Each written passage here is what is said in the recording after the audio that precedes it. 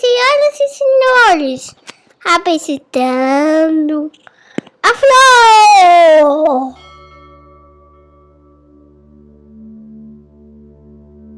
Olá, eu sou Júlio Pompeu e este aqui é o episódio número 33 do Filô.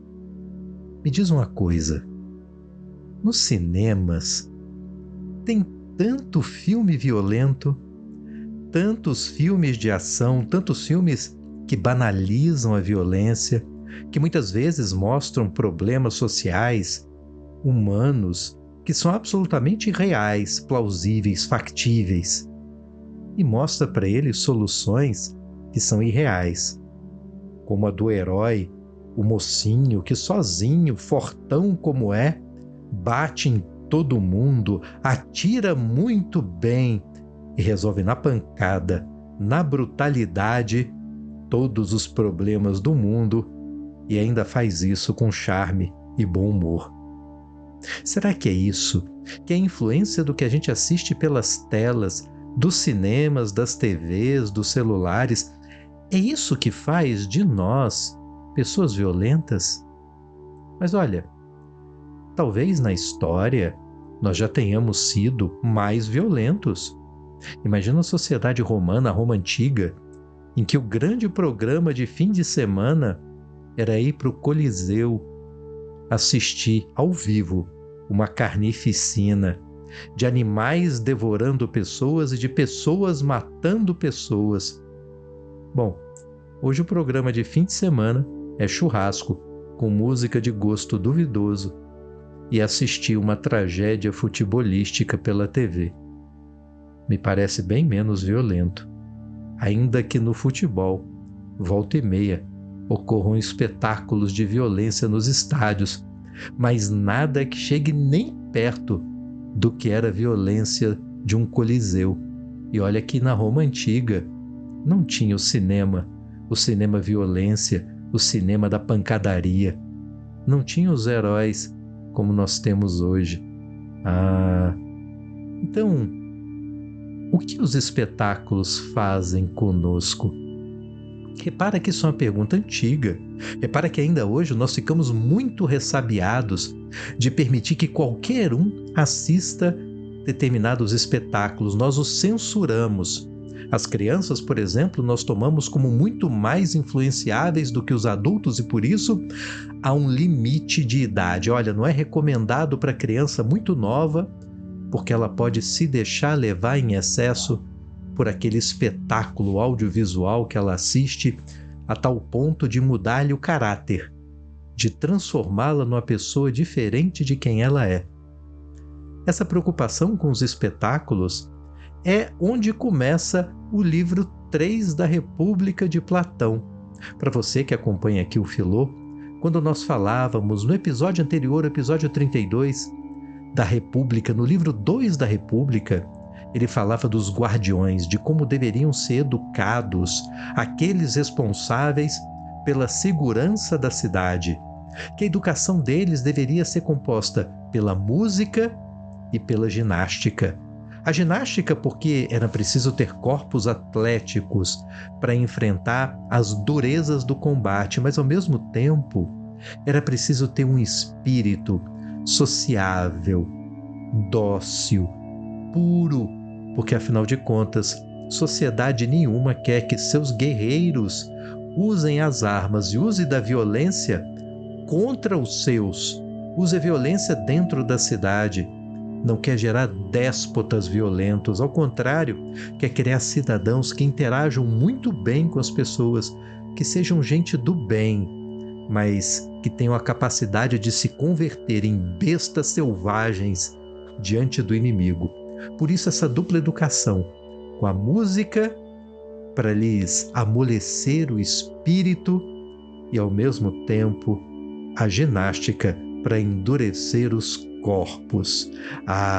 Mas aí no livro 3 ele vai esmiuçar ainda mais essa educação dos guerreiros, a educação dos guardiões, e vai falar dessa preocupação, num primeiro lugar, com aquilo que envolve a música, os espetáculos, por exemplo, a poesia. Ele já tinha falado muito mal dos poetas, porque os poetas eles mentem na poesia. E aqui um detalhe: hoje nós tomamos a poesia, nós tomamos as narrativas literárias como apenas histórias.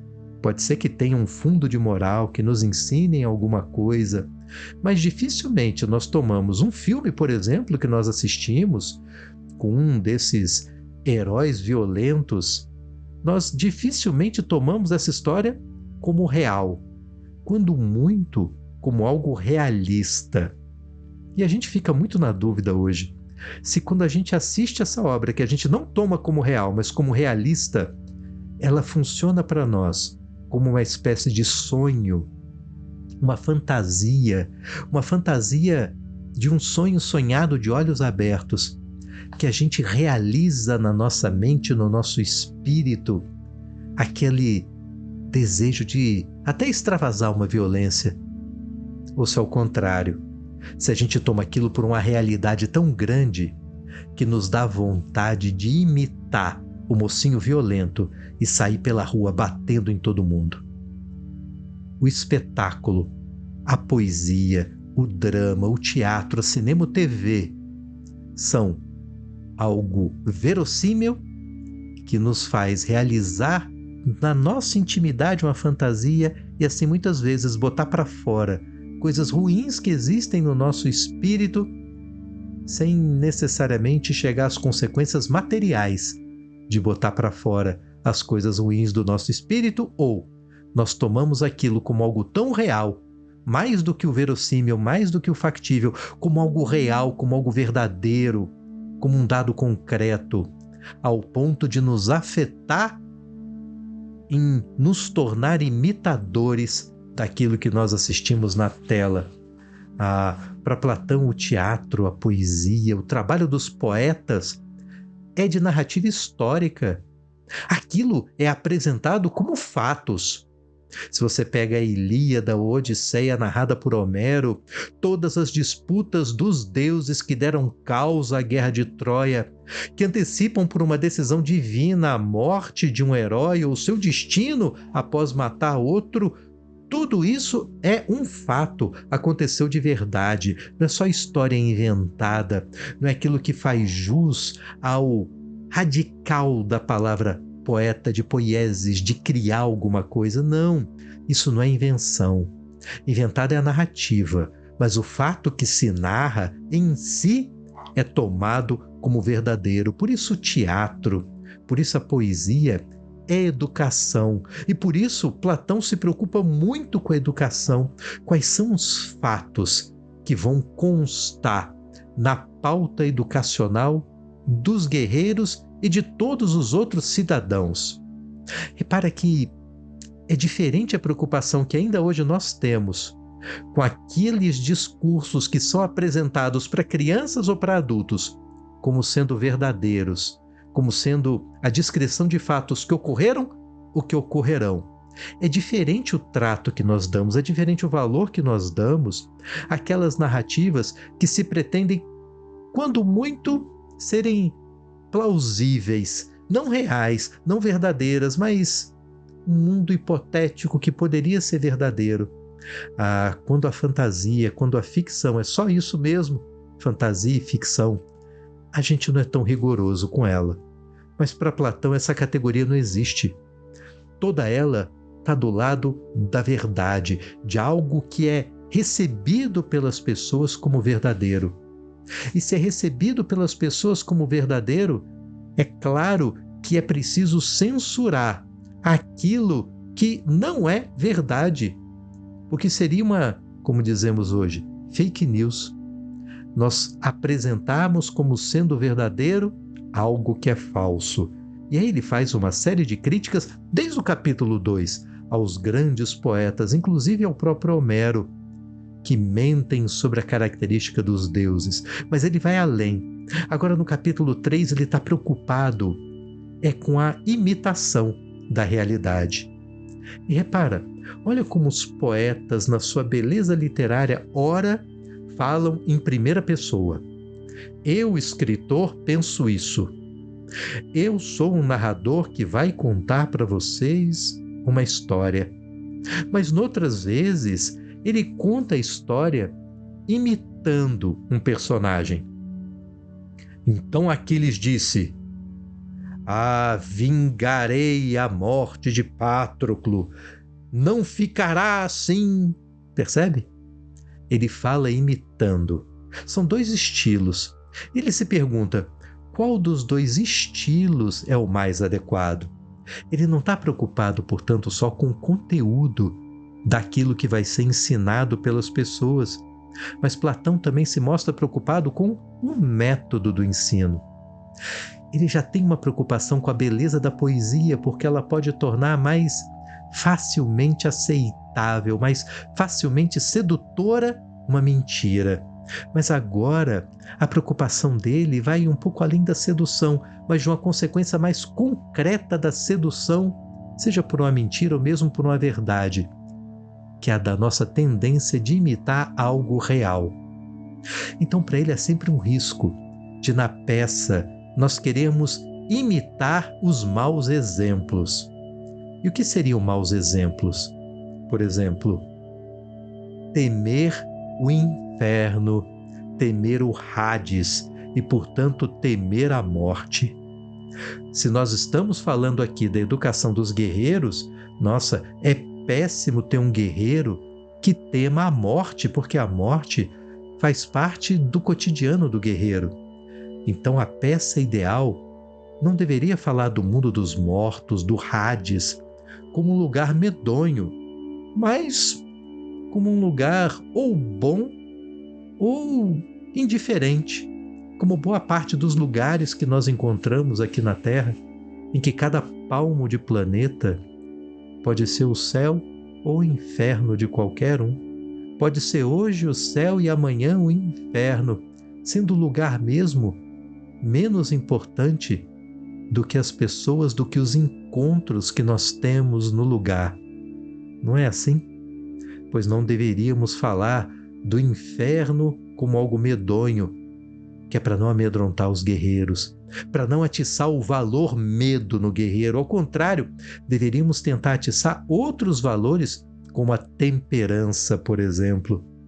Não permitir que o guerreiro queira imitar alguém que é descompensado nas suas atitudes, que é exagerado nas suas atitudes, exagerado nos dramas das atitudes, que dramatiza demais as situações ao ponto de paralisar, de encontrar um morrinho e chamar de montanha, de encontrar um pequeno desafio e ficar reclamando dele o tempo todo, a tal ponto de se paralisar e não conseguir avançar. Não, é bem melhor a temperança, que avalia e que diz, mesmo diante de coisas profundamente tristes, como a morte de um filho, ao invés de ficar chorando, o bom exemplo poético deveria ser daquele que diz: sim, estou triste, mas entendo que a vida não é eterna, que a morte pode acontecer e que esse filho me deixará saudades, mas a vida continua. Há outros filhos a cuidar, há outros filhos a se ter, e que por isso eu não vou me permitir me entristecer mais do que a justa medida do entristecimento. Esse é o sujeito plenamente senhor das próprias emoções, em que elas estão ali presentes, mas não se permite extravasar. Platão acha que esse é o grande exemplo de cidadão, de uma pessoa que é profundamente temperada nos seus sentimentos e que, por isso, esses personagens dignos de imitação dessas histórias deveriam demonstrar sempre essas virtudes, e que o grande estilo deveria ser sim o imitativo, e que as pessoas não deveriam se envergonhar de imitar aquelas pessoas cheias de virtude, porque é pela imitação constante, frequente de alguma coisa que nós nos habituamos com ela, que nós forjamos o nosso caráter.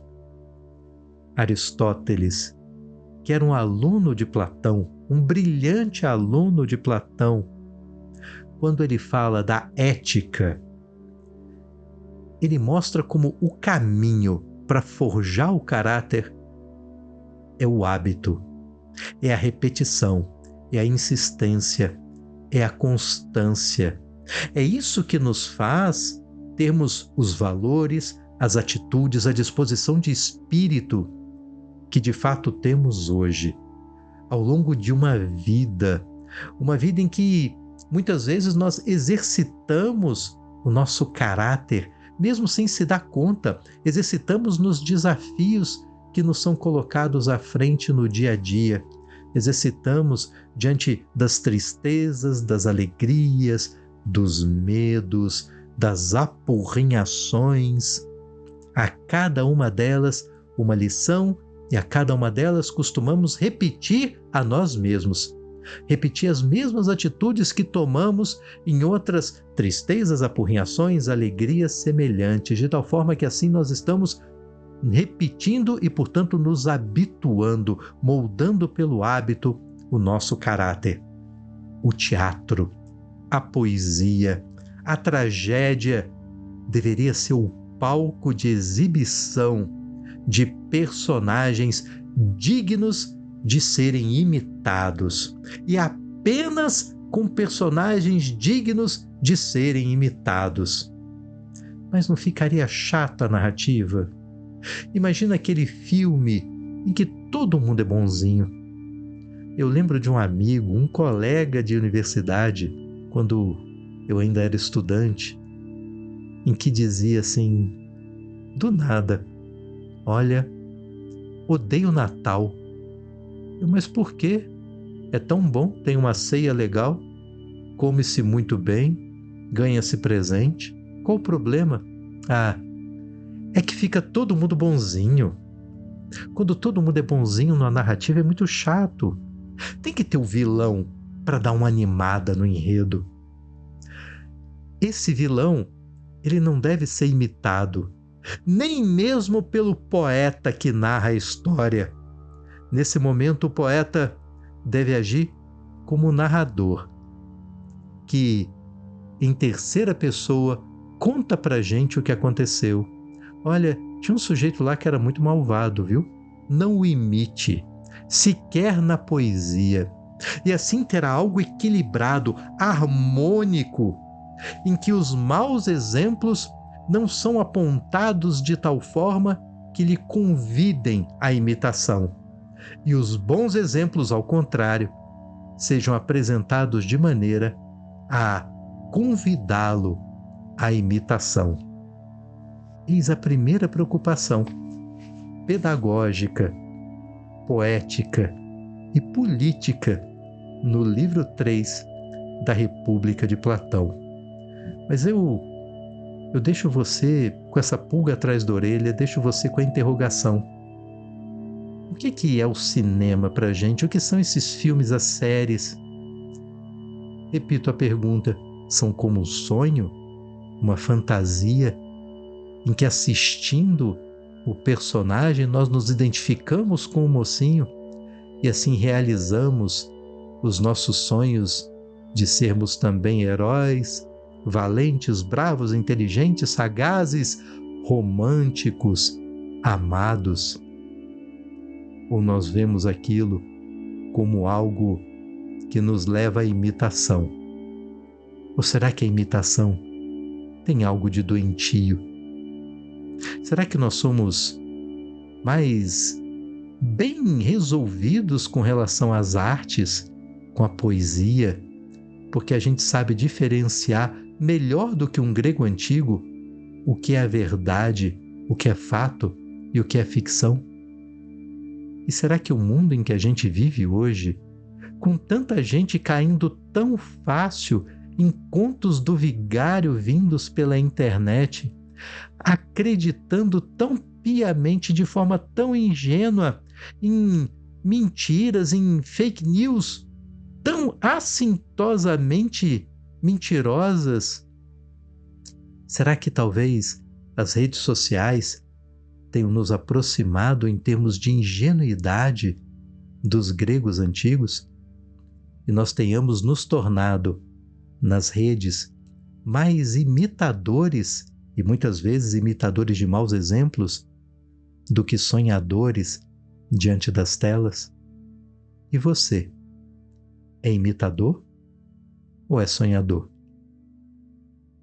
Até o próximo episódio do Filô. Um abraço.